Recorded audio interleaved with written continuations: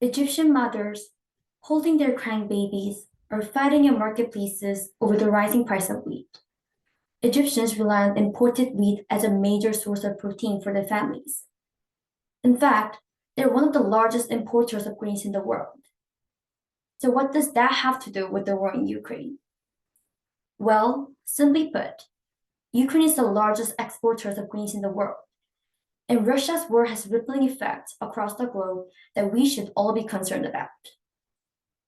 Hello, ladies and gentlemen, I am Jiyoon Jung, and I want to invite you to listen to my thoughts on how the war in Ukraine is affecting workers around the globe. The first thing I want to talk about is the core lesson from our story about wheat and chicken feed. The lesson is this: this war will affect you, no matter where you live and no matter who you are. It doesn't matter if you're a middle-class Egyptian mother trying to feed your children, or a European wheat farmer, or a worker in an international trading company. You are affected adversely by this war. The rising cost of energy in Europe, the soaring inflation, and the immediate increase in fossil fuel usage are all problems that feed into each other and lead to much more impactful and more serious problems. For example, people around the globe are facing even more job insecurity in a time when the coronavirus pandemic has already left a record, misfiring the largest and smallest scale.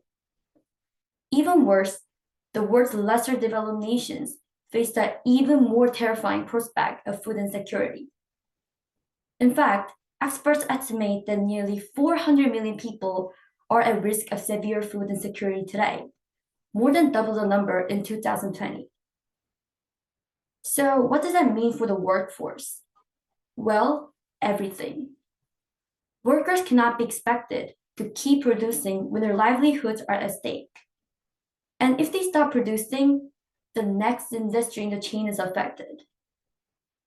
Experts say the key to minimizing the effects of the war is to first help job security in Ukraine so they can keep up production. Martial law made effective in Ukraine since the outbreak of the war has put too much power in the hands of employers, who can now one-sidedly fire employees and are under less government supervision overall.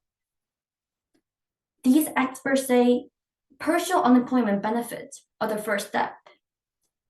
These benefits include, but are not limited to, partial unemployment insurances make it so people work less, but also get a weekly benefit payments, so less people lose their jobs. And follow-up assistance, where employees are put on temporary leave, but also get a benefit payment. This may work to reduce long-term unemployment rates, but it won't be easy.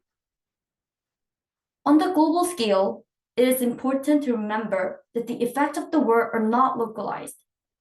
Like the Egyptian mother, we are all at risk of job insecurity if this war rages on. To that, I implore the leaders of the world to continue their struggle to mitigate the damages of this war, and continue at the end, hopefully to find a peaceful conclusion to it as soon as possible. We must raise awareness to these problems before they cause long-term damage. Thank you. Thank you very much, June. It was very comprehensive and detailed analysis. I think you made the presentation great. I like your idea, but I just want to have one question for you. Is that you mentioned that you must raise awareness of the problems before it causes the long-term problem and damage. In this sense, do you have any specific strategy in your mind? How would you raise the awarenesses?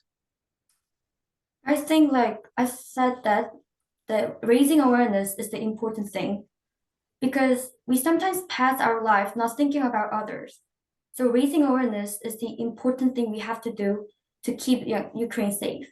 So like keeping awareness, I think we can use Instagram and Facebook and Twitter to remember how Ukraine is in danger, and make people know how the Ukraine is suffering. So that's why I thought about raising awareness.